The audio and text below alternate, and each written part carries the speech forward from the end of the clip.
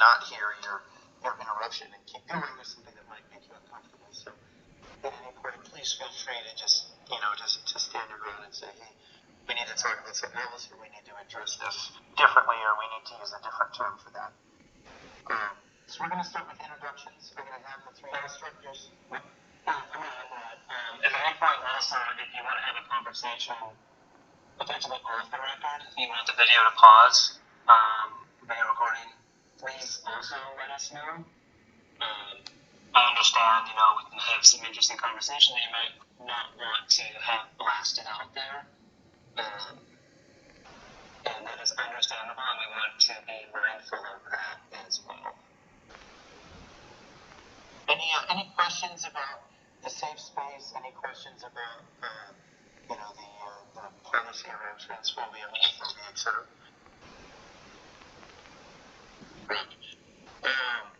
Rock is in rock and roll. Next question, next topic is, we're going to do some introductions here. We're going to start with the instructors. We're going to talk about game name, major titles, pronouns, kingdom, what your clear identity is, if you feel comfortable sharing that. So I am Troy, also known as General Sir Tanath Lagoon, General Warlord Sir Tanath Lagoon. I originally from the kingdom of Tanath. I've since kind of focused on Belgars and kind of consider myself Belgar. My pronouns are they, them. I'm non-binary. I'm also pansexual. And I've been fighting. We're in my 32nd year, I think. I started when I was 13 in 1993. I'll move on to my instructors, and then we'll move on to ours too. Thanks, you can go. Fine. Thanks. Rude. My name is Fyxe, and alright. I am the newest warlord out of my kingdom currently. Kingdom of Crystal Groves, which is in the DC, Maryland, Virginia area. I've been fighting since 2010. All the works, pronoun she, they. Thanks for throwing me under the bus. Right, Matt? Just thrown under the bus. I know, I was expecting to go after this, you really totally threw me off. I was like, oh shit. Hi, I'm Gus. Title is Grand Duke Warlord Sir Augustus. There's some other familiarizing everything is on there too. Yes. Pronouns he, him.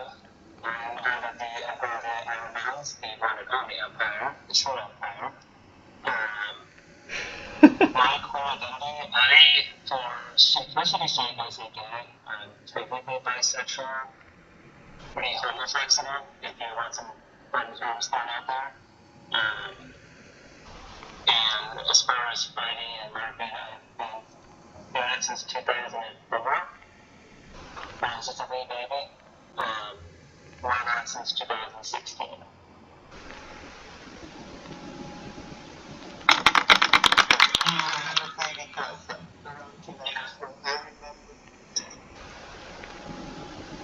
Mr. Reload. Thank you. What's on the road? That's right, exactly. Yeah, exactly. Remember, he threw me off. Exactly, so you can ask on my side. I was supposed to grab the bus. I knew it.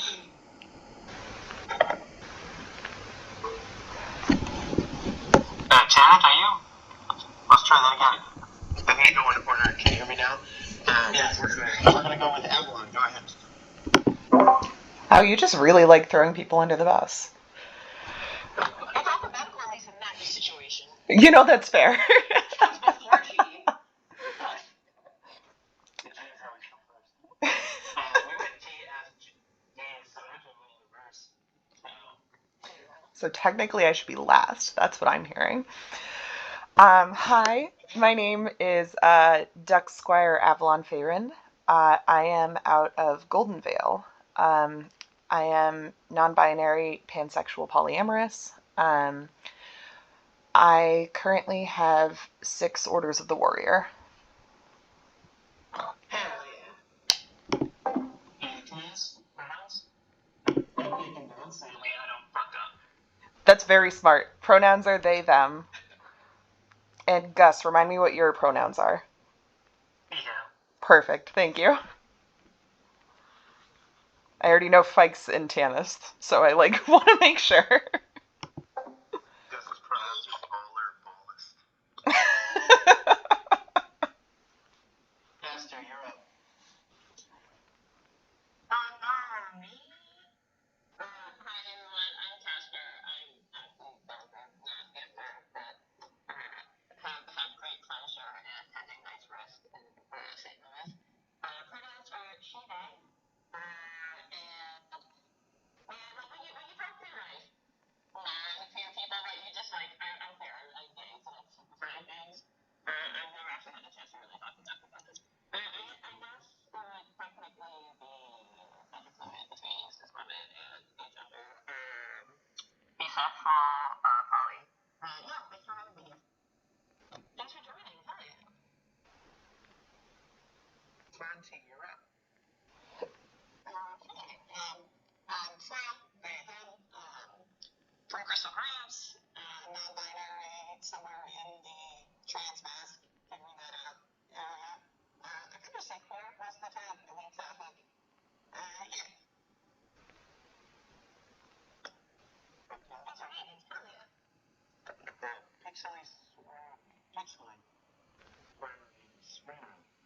Pixely swirl, yeah. Got that much. Can I get back in 1 second? I'm trying to get into my house. Yeah.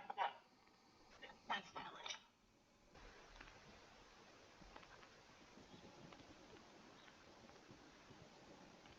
And then I'm going to cut out. Rock, you're up. Rock, Crystal Graves, I'm pansexual, non-binary, obviously. Thanks for hanging out, Rock.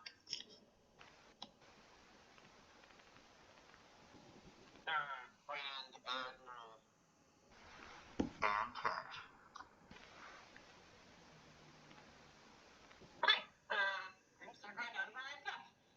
Most folks can call me Admiral. I am a Warlord tonight from the Kingdom of Rights. I am on Sir Grand right now. I'm sitting at 9, so still pushing. My pronouns are she, her, also fine. I am bi and I'm ace.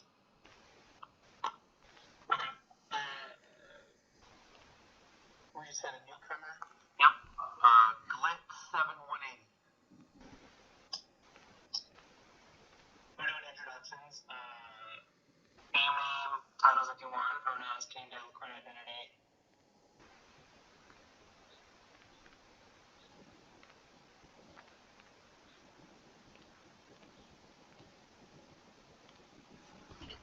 If you're speaking, you might be muted.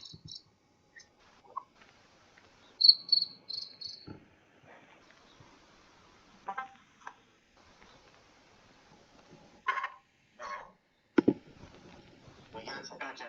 That worked.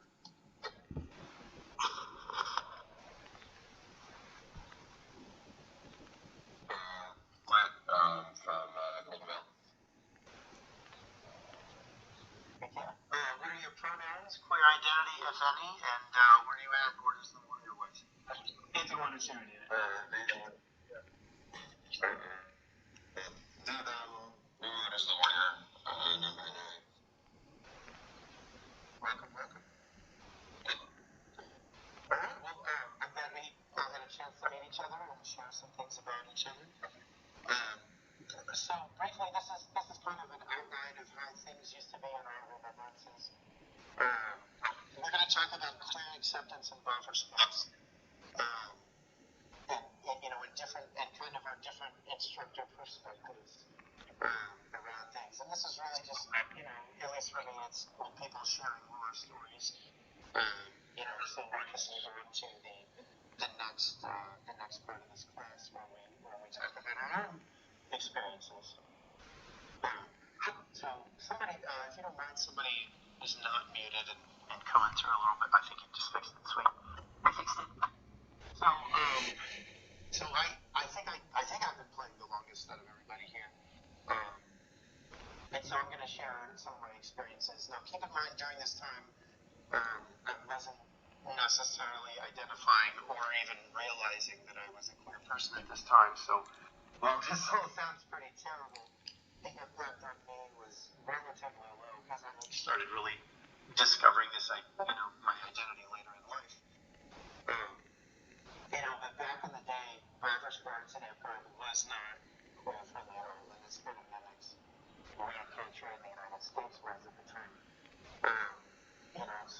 So back in the day, I'm going to use some language here that I feel comfortable using because, I am myself one of the things that this derogatory language targets. If anybody's uncomfortable, I can switch this up. But, so back in the day, a lot of times in the United States, culturally, we used words like gay to describe things that were, the subpar, effeminate, not cool, stuff like that.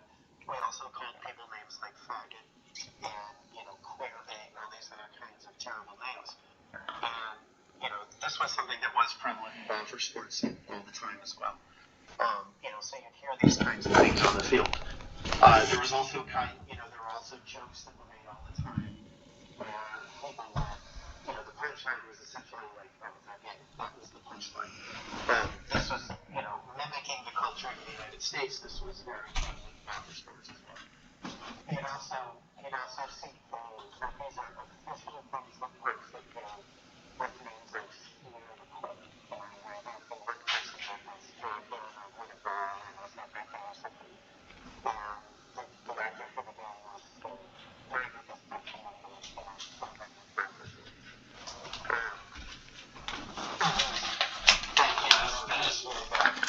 I'm not going to name names, but there were some prominent people from back in the day that their outside of Amtgard hobbies included finding queer people in the wild and beating them up. I've heard stories, and these are like prominent people across the game who just would openly talk about, we went to some bar and we found this gay guy and we beat the shit out of him. It's just that was the kind of queer acceptance that this game had, which was the same one.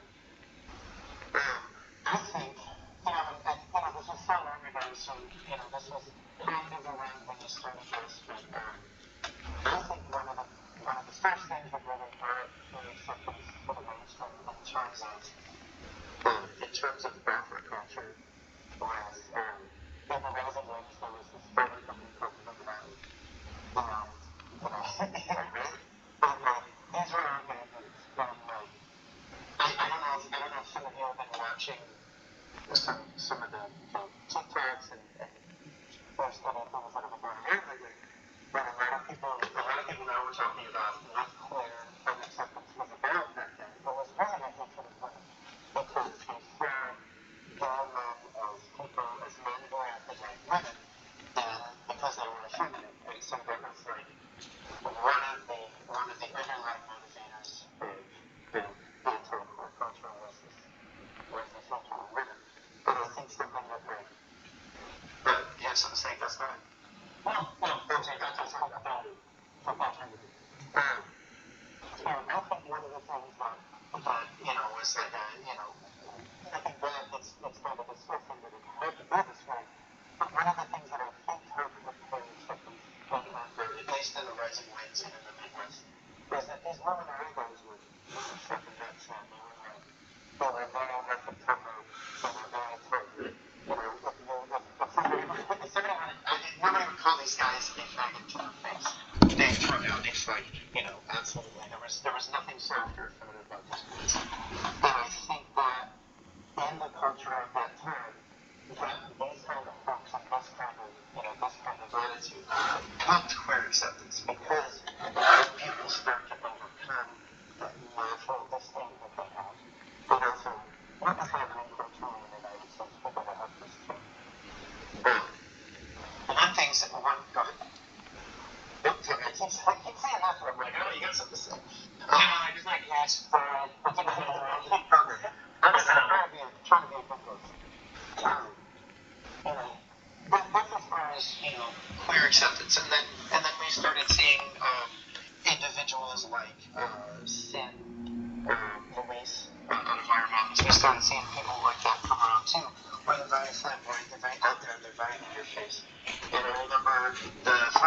first cave that I remember seeing Luis at, Luis just dressed very, very, very openly gay, was wearing a thong. It was like, there's no question in anybody's mind. This was either a gay man or this was a man who was like mocking gay culture. You know, newsflash, non-binary, definitely a gay person. And I remember that somebody, one of the staff on the Cape of the Borderlands tried to, and maybe successfully, remove Luis from the event because they were wearing this thong. And this was the kind of behavior that, if a cis-het woman was wearing a thong, nobody would have, wearing the outfit that Luis was wearing with like a bra or something or a sports bra. People would have been fine with it. People would have probably identified her and not said anything. But in this case, because it was identified at that time as a man wearing, a revealing, really short outfit, they were targeted by security and asked to leave, but people like Luis, people like Illuminati, kind of paved the way for people to be out and about, and we just continue to have more and more showings within queer culture within our game. That's not that's certainly not an exhaustive list. There are plenty of ideas that I'm, forgetting, but I just wanted to highlight those two examples. As far as trans acceptance, that kind of mimics, in my opinion, progressive American culture in the United States, where it was kind of like we saw a little bit, and it was like, just like gay folks, it was kind of among the cis-het culture, it was like, oh, I know someone, did you know so-and-so is, and then all of a sudden there's this explosion where everybody started recognizing, coming out, understanding things about themselves, myself included. It was like, actually, this makes a lot of sense to me, and people just started coming out in droves, and we started having a lot more acceptance. And so now we have in pop culture what seems to be a lot more of a progressive attitude than we see in the United States. It seems to be leaning more on the acceptance side. It seems to be leaning more on the, it's like you end up knowing more queer people than cis-het people across the game sometimes, or it certainly feels that way. The gays run it. The gays run it, man. But that's my take. It's just amazing to me that we've come so far from a place that was like very, very unsafe to queer culture. It's a culture that felt like an Xbox Live where, people would say things that they wouldn't say at work, that they wouldn't say at school, they just felt free to say things. And now we've looked it on its head to where it's much more of a queer accepting place. Any questions, any brain picking anybody would like to do on that little brief recap? Awesome. I'm going to turn this over to Fyxe. I'm not throwing you under the bus because it's right there. You come after me. I don't have anything to add. Fair enough. So then I'm going to turn it over to Gus. That's a very... Why I wanted to jump on and be a part of this is because this has been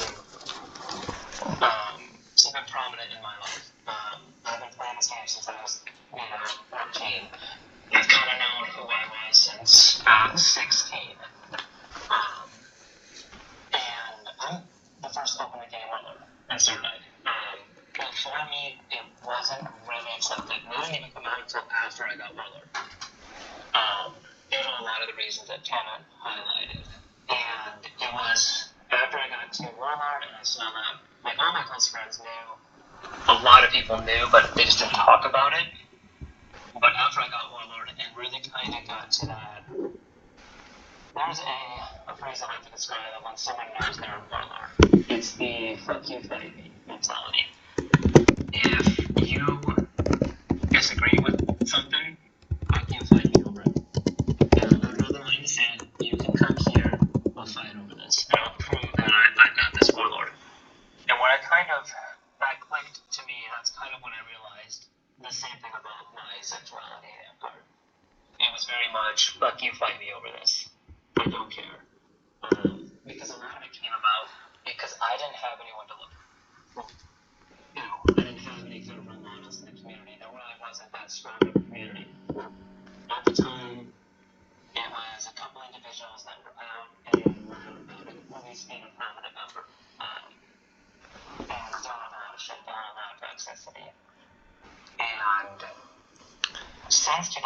a lot of the toxicity has gone away. It's not dead. We're still fighting the fight.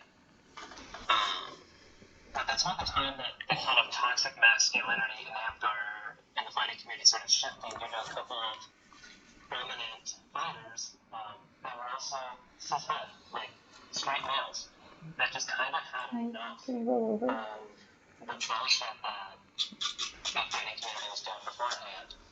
You know, where if someone like quote unquote a bad blood or kingdom kind of warlord, you know, you go to that next event and you know, you bring your thick sticks, your heavy sticks, and you start beating them to make sure that they realize that they're not good enough. That kind of mentality was really driven out the game. And I'm throwing two names under the bus because I think that A, they wouldn't care, and B, they were the driving force for it, in my opinion. And that was Jamie and Tato. Not right away, but I want to say around like 2016, 2017, really started having major consequences on our fighting community that I think trickled down to our career community. Because prominent members decided that enough was enough. And that kind of mentality is important, even in our own community. You know, part of why I think this discussion is important is you've got, you know, some prominent members of the community spread over the various locations, making sure that we understand the community's thoughts is important to help to bring that kind of mentality down and making sure it's accepted and make sure that everyone is welcome and, you know, the fight still goes on. And these things that was discussing still happen. They're not out and open display, you know, that kind of, you know, whisper to one kingdom when you might overhear it and it might make someone uncomfortable. It's the same thing with like sexism in Amtgard. It really crosses over with non-men's fighting community. And this is where, you know, we have to draw the line in the sand and really be, to my phrase of fuck you, fight me over this. I was actually going to mention the Illuminati, whatever that company is called, because that's kind of what helped me break through that was these old guys that were out there open, their own events, and it provided kind of a safe haven for a lot of other women and other non-out gay men. I don't know how to react. I wasn't out at that time. This is predominantly due to a performer who's straight had joined the company. And it really provided a safe space when, you know, there was a lot of people that were making it unsafe. But when, you know, when target queer people that were kind of isolated, FC was real bad about this. Really bad. And it was one of those things like by having a group and having a community that did provide that pictures, that provide kind of a safe space. And we need to make sure that that continues. We need to make sure that no one feels unsafe. And I was listening to the recording during this discussion, and I feel safe. I can murder top cheerleaders. If they won't do anything, reach out to any of those three. Like, we're vocal. I have no problem, you know, putting people on blast, you know, bringing up leadership, up for your kingdom leadership, and if you're asked them to step on. Because this is what's important. Because, you know, 16, 17, 18, to a 21-year-old, you never had that. When I needed it. So I want to make sure that those listening and those to follow have that, and that's our responsibility as community leaders. Everyone on here, I'm basically saying you're a community leader now, whether you like it or not. And another kind of milestone in our community was around 2018, 2019, a member was banned, but it was extremely toxic.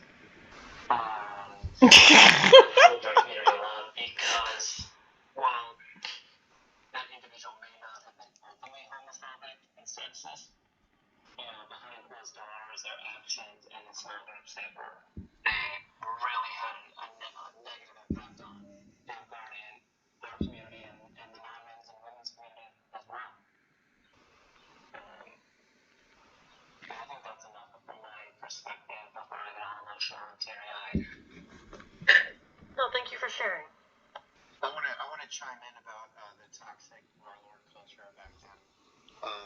So like, one of the things that really struck me was like, this was very standard practice, as I understand it.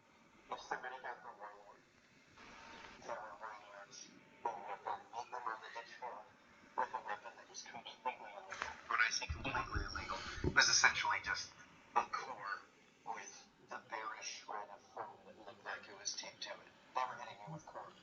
And they would run up on you in the ditch, and they would fight you.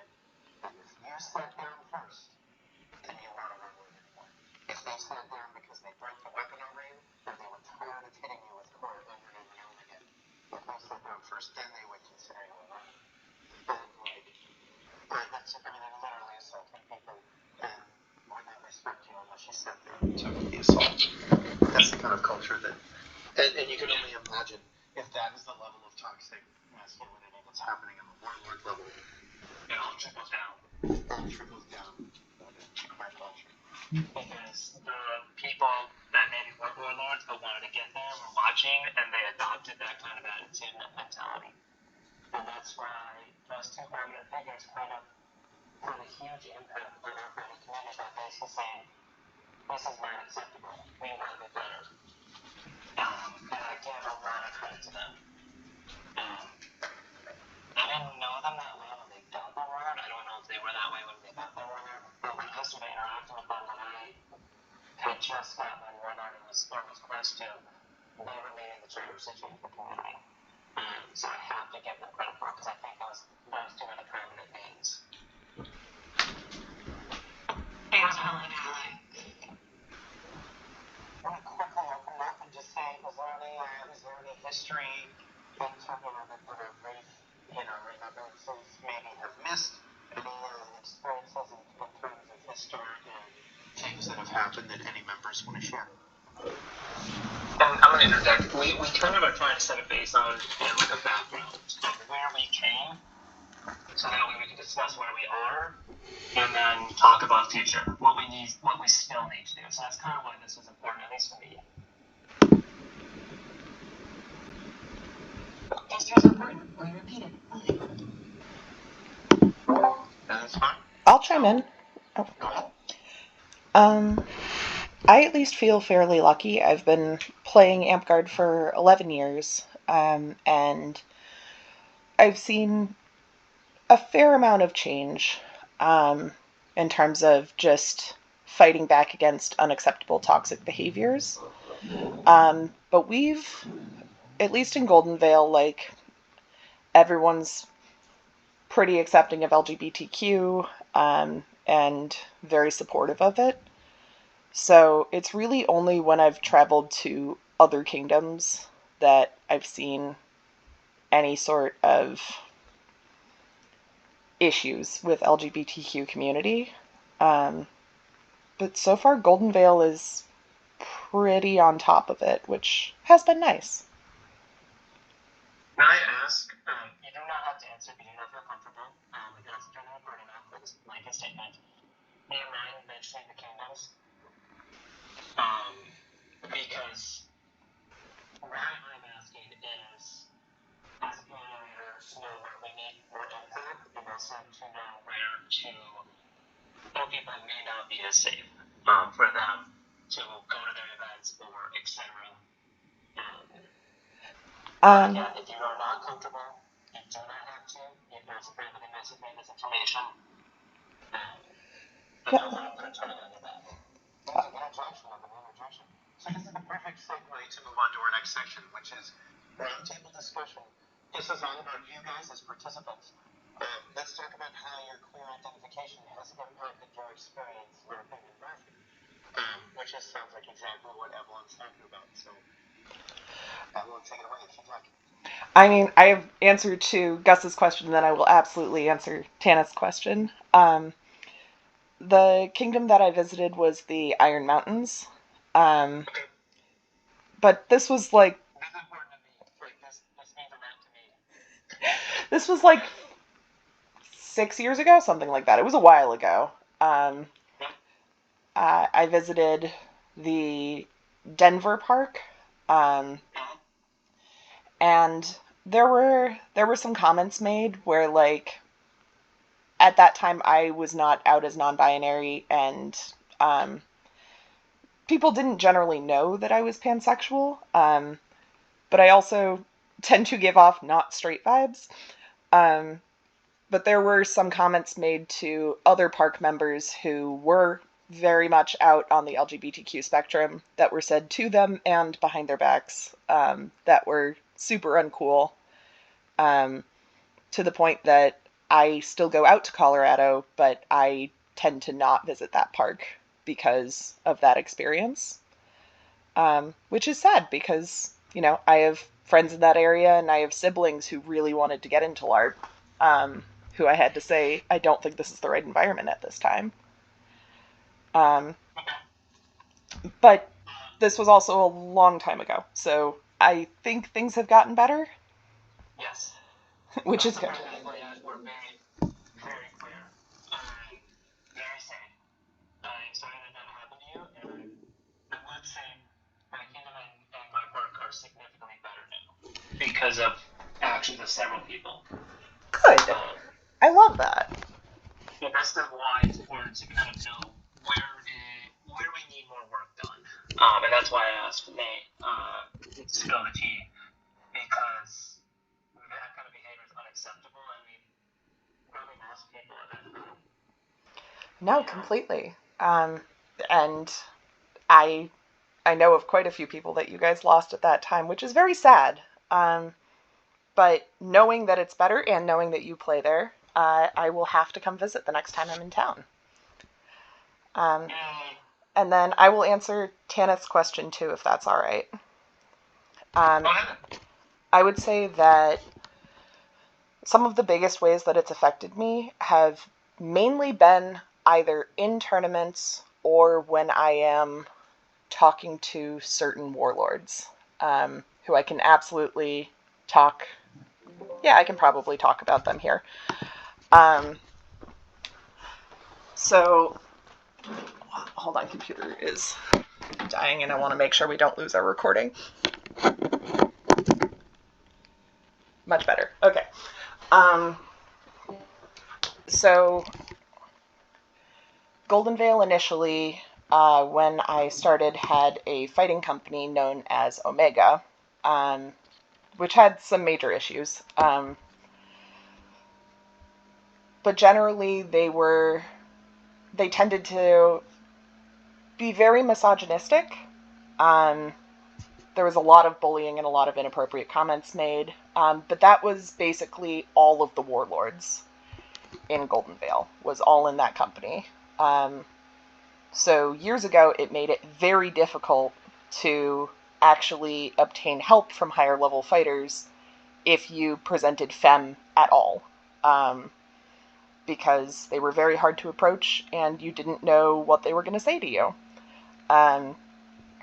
Some of the things they said to me would definitely get them suspended in a heartbeat now. But a lot of them don't play, a lot of them have caught suspensions, and now Golden Vale only has one warlord, who isn't really active, but only one warlord. He's gotten a lot better than he used to be, but there was a long time where anybody who was femme who approached him sort of got shrugged off. It wasn't easy to talk to him. And if you were femme and you joined into his classes, he tended to focus more on the male representatives. And that made it really difficult. We have a few people from Golden Vale in here who may or may not have experienced the same thing. But because we only have one warlord now, it's very difficult to seek higher level fighting help. Which really sucks. Even though I identify as non-binary, I mainly present as, we'll call it a tomboy. And so I still find myself being looked down upon. If somebody doesn't know me and they square up with me, sometimes I'll get misogynistic comments. And usually they don't show me any sort of respect until I fight them. And as soon as I'm fighting them and they realize I know what I'm doing, then I get a higher level of respect. But it's difficult. And even though we've gone a long way, there's still not that equality or that respect, which I really hope will change with more non-binary and femme-presenting warlords sort of stepping up and with that happening. Yeah, that kind of toxicity you're talking about that was a huge prevalent thing, even, pre-2018, 2016, where it was, male-dominated, and even in that community, it was select individuals. And it's a shame that it's still going on. And hopefully Golden Veil can improve. Never been to any events. Maybe I should travel there. You should travel, mainly for Fury, because I'm the autocrat, and we'll get in that self-promotion there. Awesome. I will reach out shortly about details for that. Heck yeah. Well, thank you for sharing, Evelyn. It really sucks that you've had to deal with that, and, hopefully we'll talk about our next topic will be, our next topic after this roundtable will be what steps can we take? Do we still need to take? But we'll definitely touch back on that pretty soon. You already know what my first step is, but we'll get into that. Caster, let's talk about if you're open to sharing, if there's any, if there's anything that you're personally doing. You're local to me. You know what is going on the Belgar side. I guess for context, I started from fighting in 2017. And the local Belgrade, kudos to Nigeria. Great, fantastic atmosphere. The Belgar side of our city. So for context, there is a university group and there is a study group. And I am physically a very small person. The people who are running the Belgar city where I joined are the kind of people who scholarship also have used the term alpha male unironically. So we understand beta more than say the alpha. And so, and this is a university where, and the city where we're quickly separate. There are lectures in our interplay where, the birds and nature should not be the same room, should not be the birds should be in the same room. Similar to everything that we don't know, we won't separate everyone here on a very perspective. Nothing really ever directly solved for my face, but it is a lot that one and four have been here in the rest of it, right? Or even, this is like, the university side has done a lot there. I think for the people who run the ground, who are very openly queer, for students especially, and, also them having resources now, like older figures that they can approach about being queer and additional to right? That's really helped. But like on the civil realm side, even comments like one guy was talking about his daughter with the other guy who has used term as male unironically, and he was just like, oh yeah, it's like, so Mr. Altamel was like, oh, like when your daughter gonna start dating, assuming that everyone's like, hey, wants to date other guys, right? And he was like, oh, well, she supposedly identifies as aro now. And that just, like, super rubbed me the wrong way as someone who has identified aro in their, like, queer self-identifying quest, right? Like, almost as if validating that his daughter might actually be aro. It's like, oh, it's just a phase I was on. And, the conversation, right, and then the conversation kind of continued on. in the assumption that she would, get over it and get it was right eventually.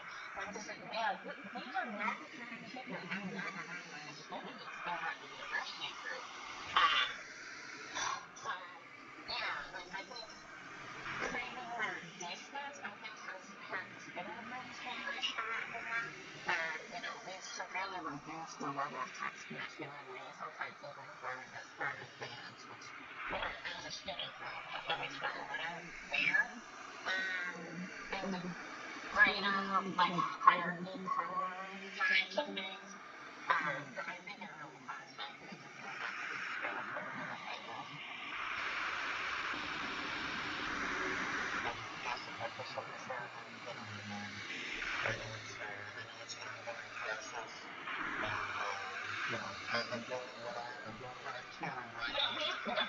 we appreciate your service, and we are your students. I said, we really appreciate having you with us.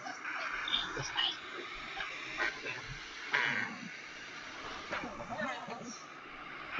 Some people don't change, and we just have to accept that.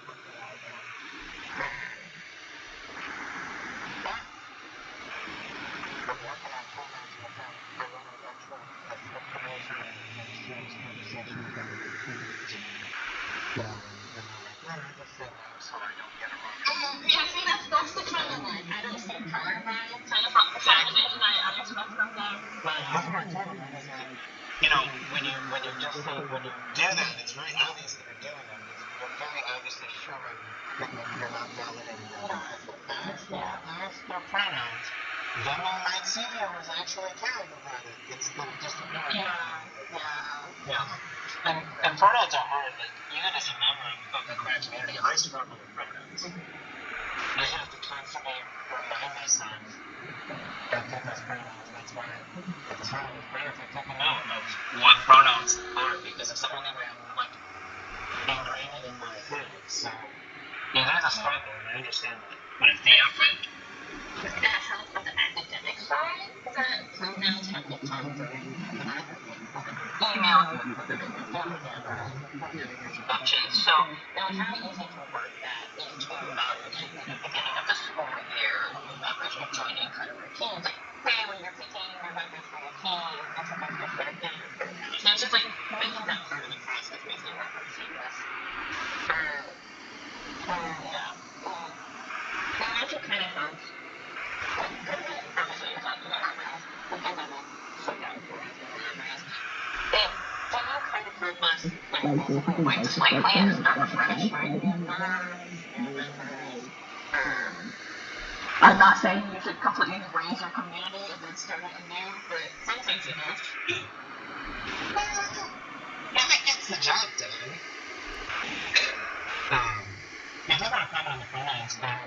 One thing I just remembered, here in the Iron Mountains we do a lot is a lot of our queer members that have not cisgenders have a built-in that will say she, her pronouns please, or they, them pronouns please, and if that's not something your realm or kingdom does or group does, it's been incredibly useful. Because, like, it helps ingrain in my head of what pronouns to use as someone who struggles with to remember the correct pronouns. It's a good idea to your local areas. Yes, second that. Because not only does it help people understand the pronouns, it also provides visibility. Visibility is so important. There was this little trans kid that came to Night's Rest, and I started didn't know that they were trans at the time. We had a conversation with them, and it was just like, hey, it was about somebody that was actually flirting with them, and I wanted to make sure that they were safe and okay. And they were, they talked, and I asked them the pronouns, so it was like, that's what they were. He was like, I'm just so afraid of coming out because it's like a safe space for me to tell people, and I just said, well, I'm trans, they're trans, they're trans, they're trans.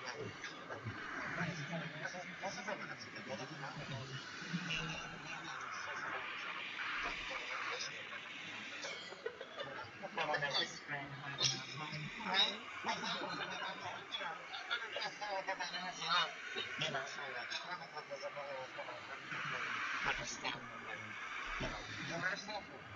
they're all safe hanging out like this, you know. But that's what it's like. So tell me if you want, or if you'd like to pass the torch. Pass the torch around. Try to go up, you got one too. No, you get so much anxiety. You don't have to go. You don't want to go, you don't have to go. That's fair. The truth is that from a craft perspective, I haven't been targeted a lot of that hate because I pass for, there's cis-parent partner. But that doesn't mean that it doesn't have been things that I think surprised even me. It's not my story to tell, but what was once a very good friend said to another friend of ours, like, oh, I thought you were too cool to be gay when I was just thinking like pansexual. And it was something that, yeah, dude, it hit really close. And it was, again, not my story to tell, but it was one of those moments where it really kind of crushed me because it came from in the house, towards someone else from in the house. And I guess I didn't realize that kind of mentality, even in a joking perspective, was still out there, maybe 2 or 3 years ago. And I think for me, one of the things I received from the misogynistic, which I don't know about, I've had people try to hit me hard and kind of put me in my place kind of situation. But it's been years since that's really happened. I kind of like push forward to be about it. So when I can't deal with them, I get my bigger bros to be like, hey, you're picking on me. Go, set the bar straight, please. That was one thing you said in the video of working with someone on town. I thank you, yeah. See, I started working out, then I was But no, I hear you, like that person was created to defend myself because the person who initially started work was very quiet, shy, reserved, and I still have that. I'm an anxious person, if you can't tell. And I think I had to throw out on this personality so that I was starting to hurt my feelings, like that was my mask to defend myself. And because that mask was so very well, like, I put that out there, people don't bother me anymore, but that's not the truth of who I am. Oh, actually, that's interesting that you mentioned that, because actually, really getting to know you as part of this class, you were not the person I was expecting you to be, honestly. I was expecting somebody who was, like, kind of mean. Honestly, like, it wouldn't have surprised me if there would have been a little bit of toxic masculinity there, like, that was the mask that I had to get. I remember that 15 years ago. I had to be that kind of person to survive. And like that, I don't know what your personal level of comfort with that mask is, but I can imagine that would be frustrating as a man. I'm a sweet little cinnamon bean. I don't gotta be mean and angry to be respected. Or can I just be nice and be respected? Now I am nice and people respect me, but I have to be very sure. Just to have respect, just a basic level of respect. But we're just talking from like a core perspective, I think we're all kind of fan. I think I'm precious. I know I've always known for a long time. I am on the genderqueer side. When I was like 12, I pretended to do a maxi. And it's not all about that, but I am so welcome in the women's spaces. That's one of those labor arts. And I'm not abandoned because it feels like I'm abandoned. Because I care so deeply about it. But because I'm not offended by things like I'm not offended by pronouns that are she or she's. It's like, this is where I belong. That's me. I appreciate you sharing, and sounds like there's definitely some work to do, that we can touch on in the next section. Thank you for helping me. Thanks so sweet. Likewise. That's my torch. Fancy. Hey, this is gonna be a little more positive. I'm pretty new to the scene. I started in 2021, just after COVID stuff started going up a little bit. Now Amtgard about a year ago. And then from there, sorry, I'm really nervous. It's okay, you're doing great. Thank you. And then I've been doing Amtgard a little bit for about a year and a half. I have 3 orders of warrior. My experience has been incredibly positive. I think a lot of seeing the route, routes for Neos and Fyxe to really encourage me. I feel like I'm really fortunate to make my life. Yeah. No, she's very positive.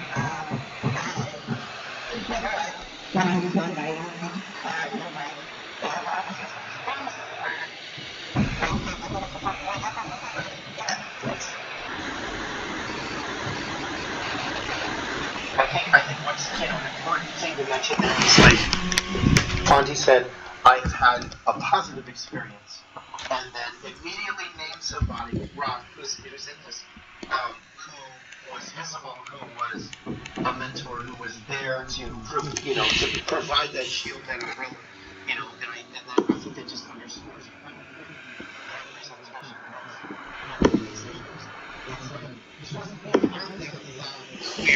here I am, it's and people say, oh, it's too sexual, this kind of thing. It's like, no, you're providing a beacon of light so that other people can feel safe just by seeing you being a very nice stuff. You know what I'm saying?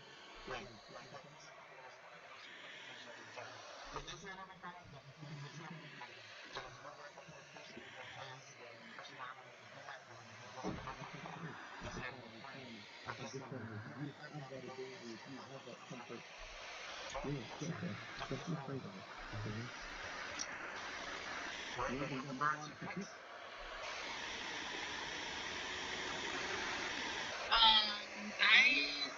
don't have anything particularly negative or positive.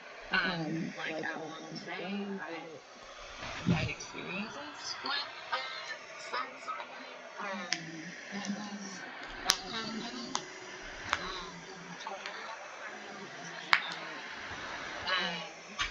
Talking more about what people learn differently. To me saying, this is not how I learned, and not for everybody. But that was my experience. And I also had my being me definitely appealed by the people that I knew in that time. Started Amtgard as this is just for and his wrote his monogamous like everything that we are on. And even to be very different. And I haven't ever been in any spaces that I felt like it wasn't safe. But I don't let myself in those spaces, so I haven't experienced them. I think that's important to note, though, is that, yes, hypervigilance doesn't come without purpose. There's enough opportunity. There's the stress of maintaining that hypervigilance. But it doesn't come and keeping yourself safe, there's a price to pay. And if you're ruined, and if the office space was one requiring this hypervigilation to stay safe, and these opportunities wouldn't be allowed to be. What do you think is a good example? And it could be like, things to be made for things work together. Because, there's something better here. There's something positive. In this space without any hypervigilance. That's right.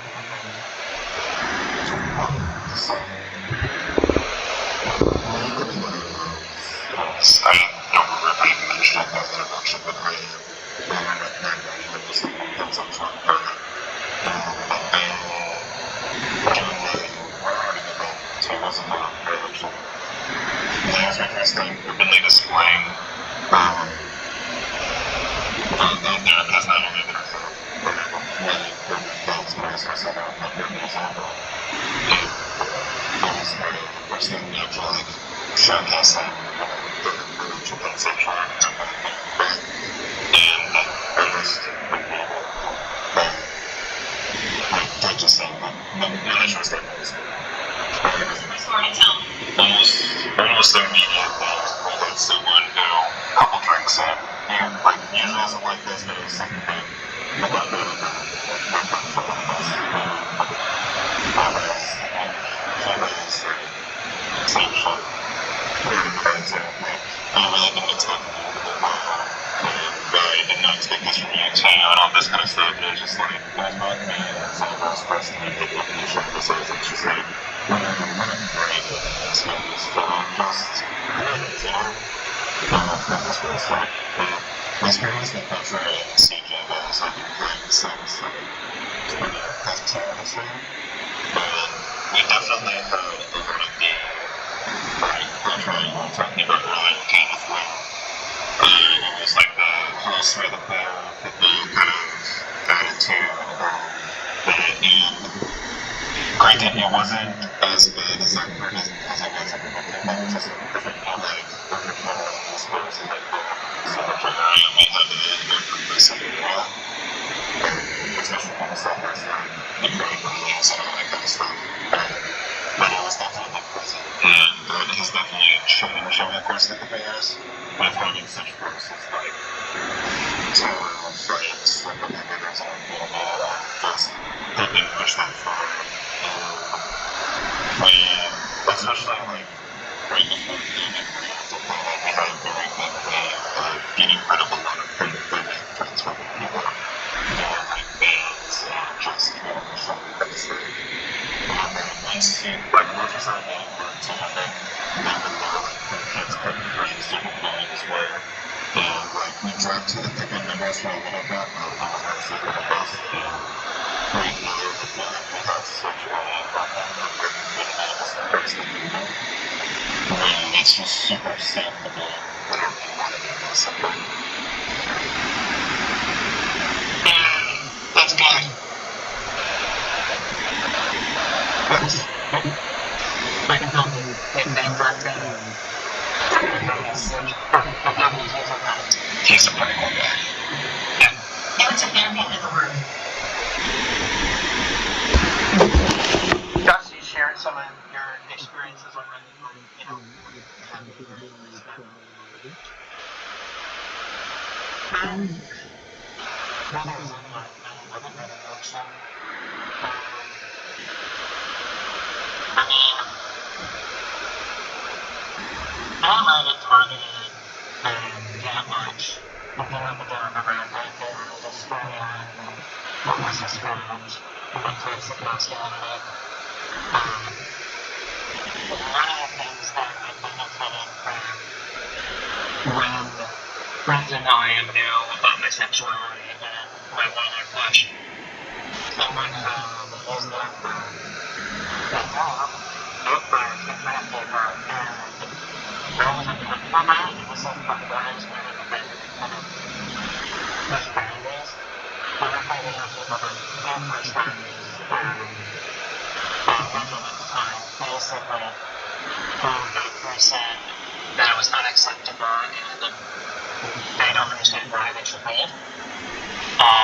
The person didn't leave, they just became more toxic until they got banned. But the one thing I want to add is I think the CRC is working sometimes very effectively on, we have been able to get rid of a lot of individuals who were toxic, harassing, and some derogatory things towards people that make the queer community very uncomfortable and very unwelcome. I think that was another thing that really helped the community grow and be accepted and be a place for everyone.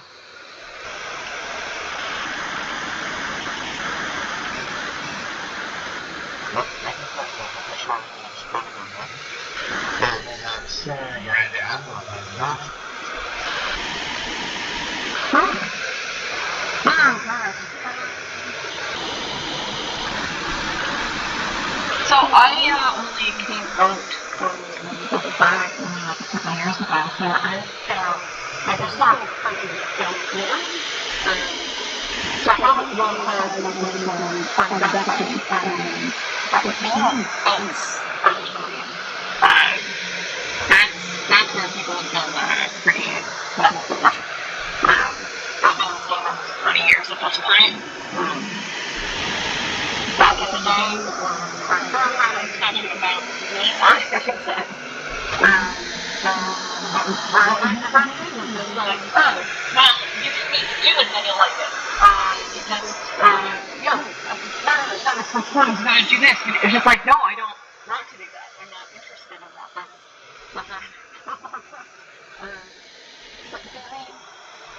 But they very pushy about it, and it was like a constant conversation that I wanted nothing to do with.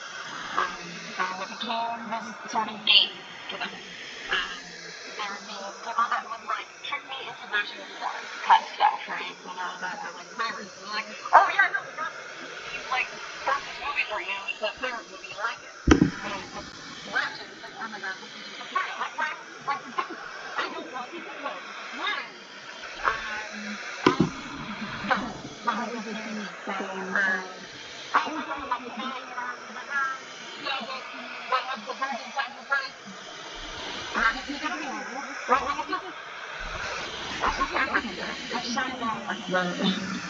What I do with my own personal life shouldn't be a matter for an Amtgard field.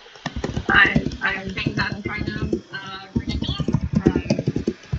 I don't know. At that point, like, I didn't know what it is. I learned that I know that it exists. At that point, like, basically, they just made me feel like I was broken. And that it wasn't actually what it was. And yeah, it was just a very uncomfortable time. Things have improved. You know, 20 plus years, things have improved. Now that we, like growing up, we really didn't understand needs, we didn't understand a lot of these topics. So not having the words to express, to understand, I was able to have those conversations. But until I was ready to understand what our kids felt, you know, that's still a thing. I'm not perfect myself. I just have lost. And it sucks. It really sucks. Yeah, I don't. That's for now. The fact that we're still investing so much in others, the fact that we can be in my community, which is the game, means nothing to me. But I don't have to hide and I don't have to pretend to be something I'm not.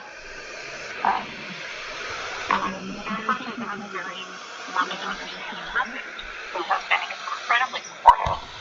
And there's not a time where I wouldn't talk about this, but what about him? I was so worried about talking about surrounding things, and then bullying him. And he's like, I don't care. Be you. Tell everybody you want to tell. Just be you. I love you. I love you for you. And it's just like, it works. I'm very blessed to have you in my life. So yeah, I say the takeaway is find those around you that love you and support you for you. Know that you have a community, and you don't have to hide either. And things have improved, and things will get better in the future too. We're always moving. I don't think any of us are at a point where we're just going to accept things as they are. That's back to where we were. Yeah, that's all I got to say. I hope you understand that. I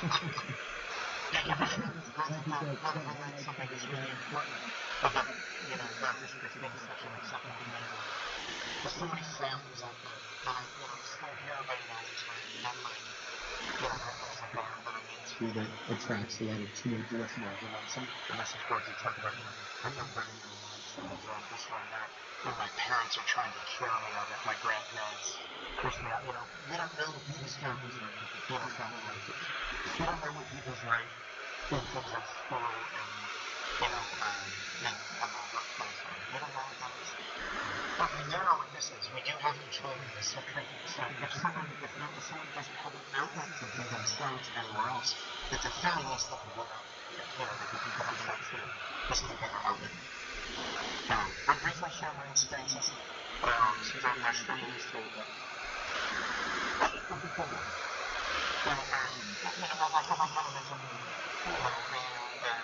Sometimes I look like a wrestler.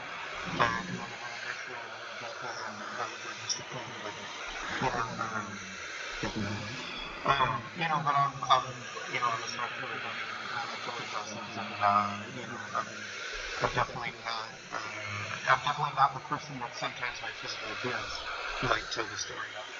A lot of times, if I say something because they see me and they this.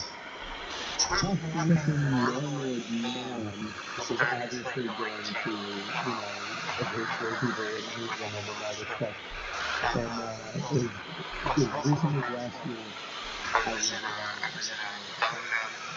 in Tennessee.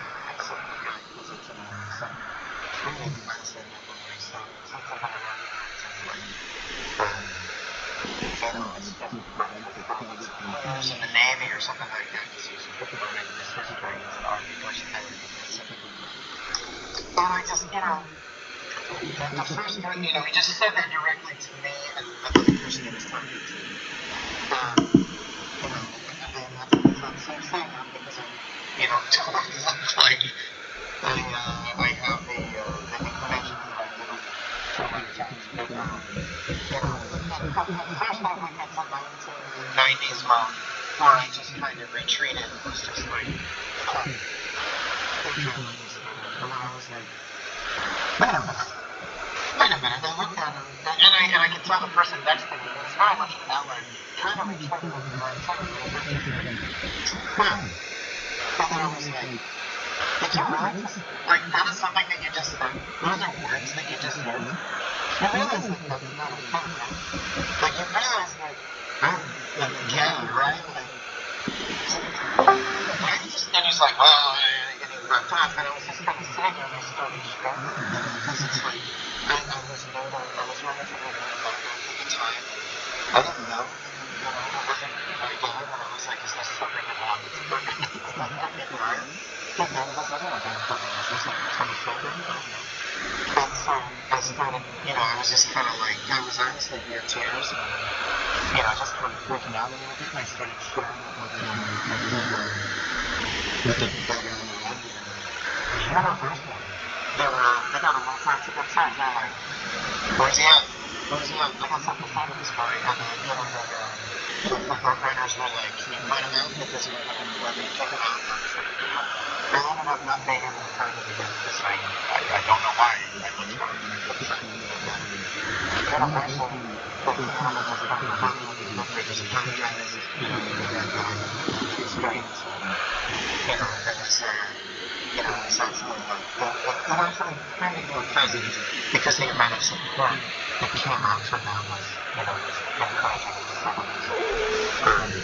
It was one time that my identity,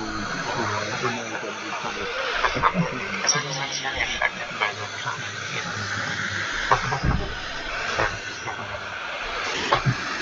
and then I got this little second story. An interesting interplay that happened. So, guys, you probably remember this. So, a long time ago, the Rising Wings got like a tribes game. And there was, they named the band the Tribes, which is kind of a function of for all. We divided into tribes across the kingdom, and several parts were paired together. And it was a rain-long game where the tribe had to score the most points, and he did it by the means of constantly did it by pushing the tribe's head. And so they decided that I had this nickname, the Ditch Princess, because I was only young, I didn't know, but I was the Ditch Princess until they put me in charge of the Princess Tanath. And so, I didn't tell them everybody had a great time cross-dressing and everybody was and this sort of stuff. And it was really fun at the time. And looking back, you realize like how everybody in life was glad that this is like 2000s, I think. And, people would bring it up. Remember Princess Canada? I'd be like,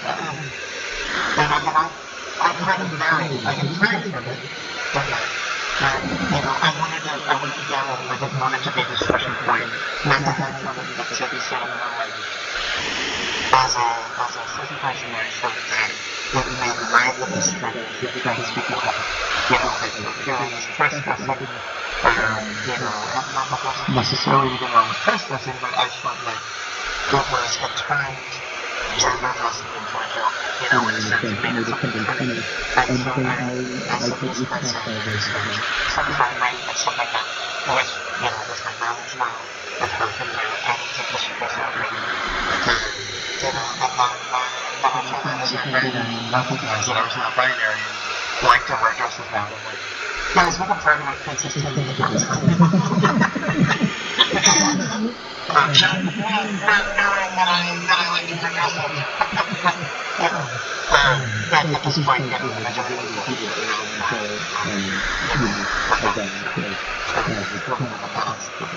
around all my Princess Canada friends started YouTube videos. We had a whole discussion and it was very nice and it was a fun time. I want to thank everybody for sharing different experiences coming in. We're approaching time. If you want to drop off, feel free. I think we're talking 3 minutes. Let's talk about where we need to go. That's it. That's the one. No video, unfortunately, but it's not bad. That was so quick. There was, I want to talk about where we are. We'll talk about our experiences. Let's talk about where we need to go. In the interest of time, we're just going to go living on the almost like a cameras here. We're just going to take 2 minutes to explain that. Let's talk about what needs to be done. Everyone's still for the channel. Just start us off. I can start us off. So specifically for our kingdom, and I think for Nine Blades, we need to, specifically related to fighting culture and LGBTQ, we need to start following the ROP and stop being gatekeepy. It says a lot to me that Nine Blades currently does not have any non-binary or female warlords, and it's taken a long time for Anne Cash to climb that tree, and I think that Golden Veil specifically needs to stop gatekeeping their female upcoming warlord. Need to just give her warlord. I think that would do a lot for our kingdoms.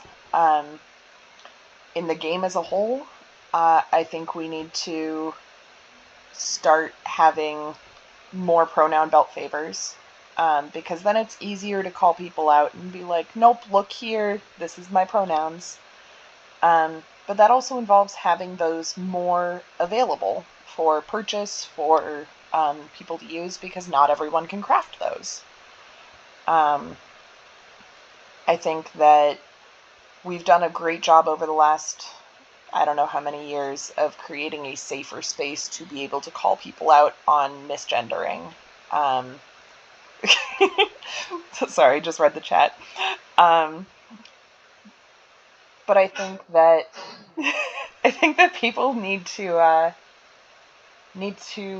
be more willing to call people out when they are misgendering someone else. It shouldn't just be for yourself when you're misgendered. It should also be for other people, just to make that sense of community better.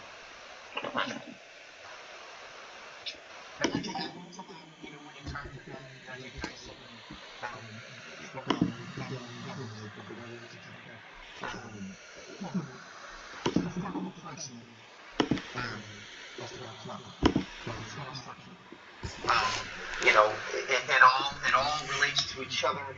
It's all interlinked. It's not just, you know, we have this bucket of oppressing women, and we have this bucket of oppressing queer people, and this bucket of responsible violence. It's very intersected. And so when you talk about feminist feminism, really that's what's happening in these little comrade feminist movements, rather than social imagination. It just prefer what you're saying. I think it's important that, I think it's important when we're talking about feminists to bring up feminism, because we have time all the time to talk about feminists when we're talking about feminism, because they are interlinked. But we also have to be, you know, we have to also have to be very proactive, because that's something that creates the feminism sometimes.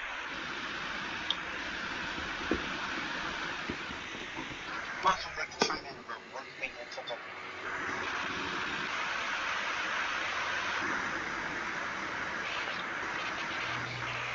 I'll go. I really like the idea that behind the stories of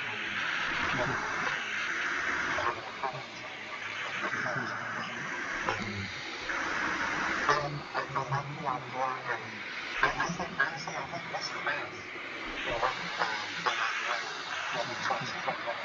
these are conversations that have been had, and we need to have that trust, and to have that trust during the studies, because we don't, you know, we do a lot of work in one specific thing, and that work is not repeated elsewhere, then, you know, people trust it, right?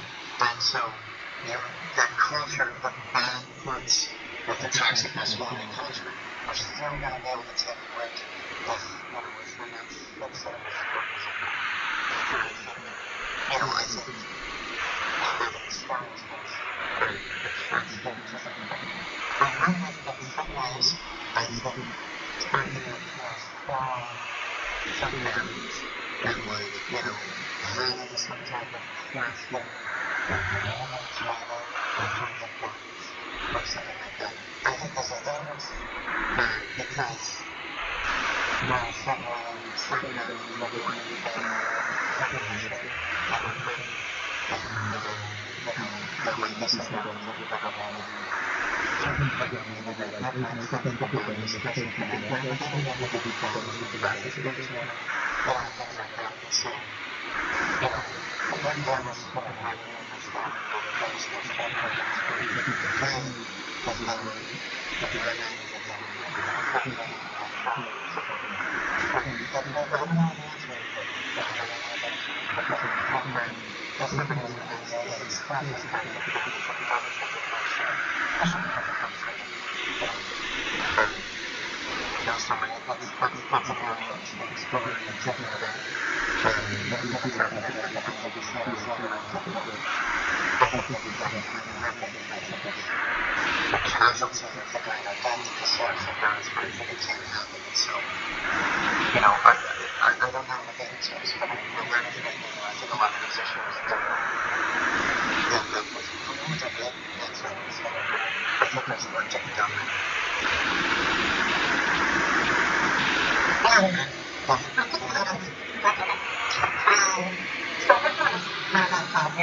Let's take a look at what you're saying about. Then on sidewalks, it's really just really difficult, and that is there's some people out there that don't find it like that and feel sad and important. But things obviously are kindled. One of the most culture has been very successful, and whereas again, take that community as an example of how that can create a more positive community and help people come into it. Other techniques. The other thing I wanted to say is I noticed people were talking about, well, they didn't, before they came on their queer identities, because they were presenting the way that presented as cis, straight, so outsiders, and so that sanctifying, not in like a thing, but like, so like, we were talking about we thought we would come today talking about the business system, which is what I identify as a sister. And I think you don't know as a sister, it's not like it's not. Celebrate. Sisters should be allowed to raise voices as it's not the only way to celebrate one. I think there's also especially sisters. I feel like sometimes we're pushing for others with her, and that's something that we're really told about. Why just celebrating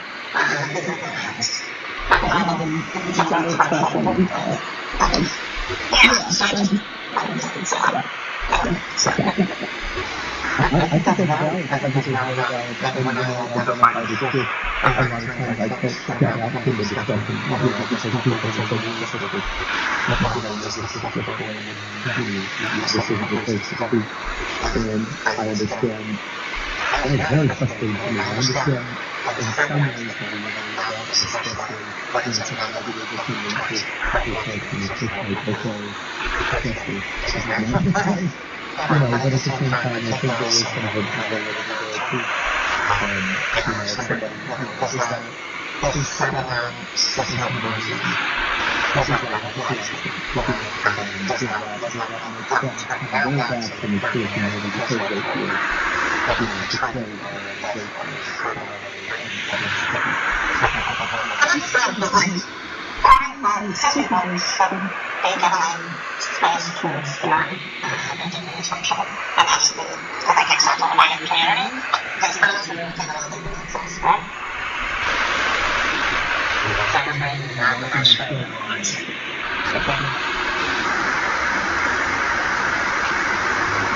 Would anyone else like to share?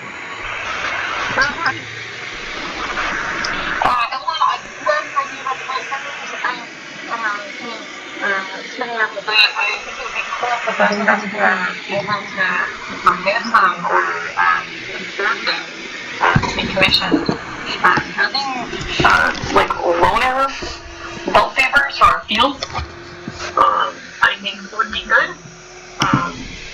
Just so when folks do join, they know that there is something available to them before they, are able to get their own. Just that there's something on hand, so that they don't have to get this done for their needs. That's kind of thing.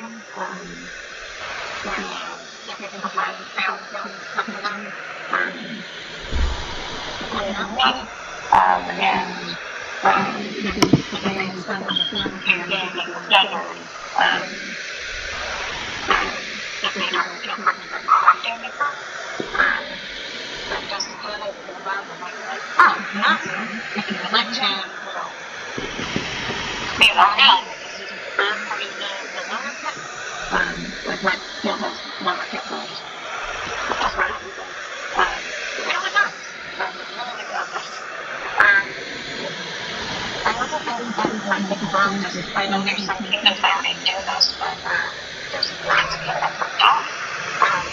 Having like meetups for folks in our community. There's like so many of us that got along there's many folks that know what it is. Sure folks that know it.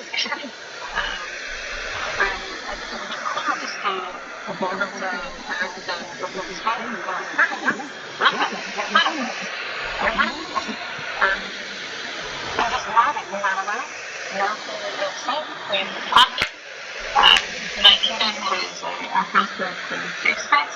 We get some favors.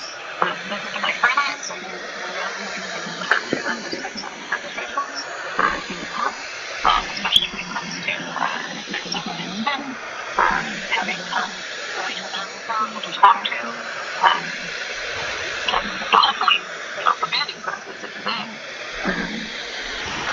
But I think just having more open space and dedicated time, I think would be beneficial. I want to pay attention to Trump.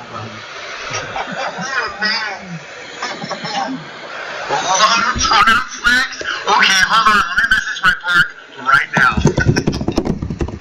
That's phenomenal. What a great idea.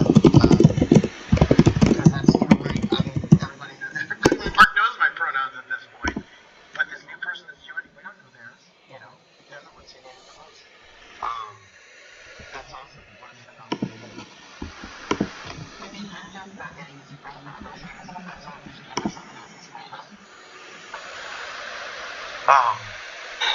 think at the very least, if nothing else comes out of this, we have a lineage of the idea that can really be a game changer. That's awesome. That's great. So really, we're like, yes, the jump on it right now. I want to give the opportunity for anyone else to speak about what we're against the different. I just want to add on to Joseph's points regarding community events and meetings. I think the problem is that I think this is our training in the trail, at least each of our trainings have an event going on. But one of those big events don't show. That makes sense.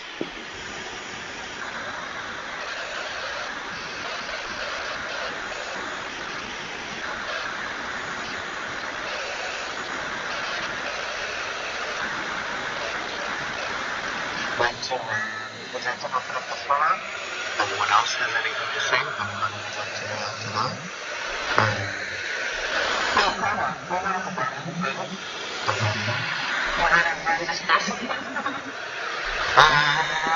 I'm happy to do that.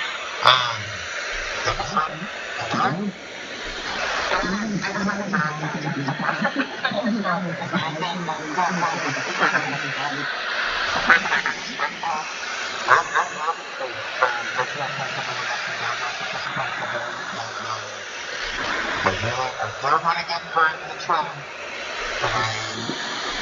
And after I'm doing so much things that I forget to do. Take care of myself. But that being said, since I'm getting out of it next year,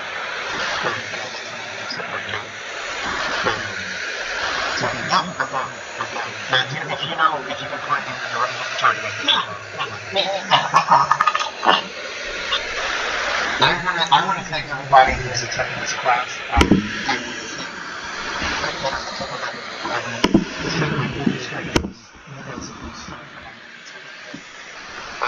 Thank you so much for thank you so much for friends and socials for thank you so much for what you say Spring is specifically I know Spring is close for anyone else that know that I'm not aware of that's the biggest closure. I want to thank all of you attendees for the phenomenal experience and I want to speak to on this topic soon. It's been a real pleasure. And thank you for your courage and bravery. Thank you, Tanath.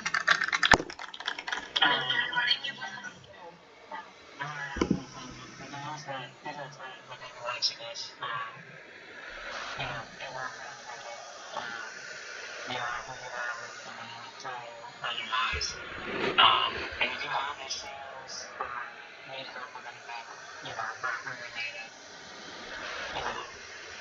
This group is the leaders of our community. Hopefully, you can approach us, with whatever concerns you have, and whatever issues or things that we can help. Because we want to see change. We want to keep pushing it. We want this game to be as broken and accepted as possible for games as strong practical. And we're getting better. But there's more to be done. There's always more work. We can always keep progressing forward. And just looking at each other. We're friends and one friends are out there and about trucks and communities are but I really appreciate everyone here. I really do. We appreciate you.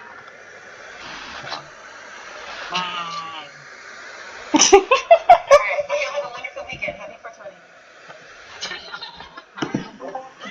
Blaze it.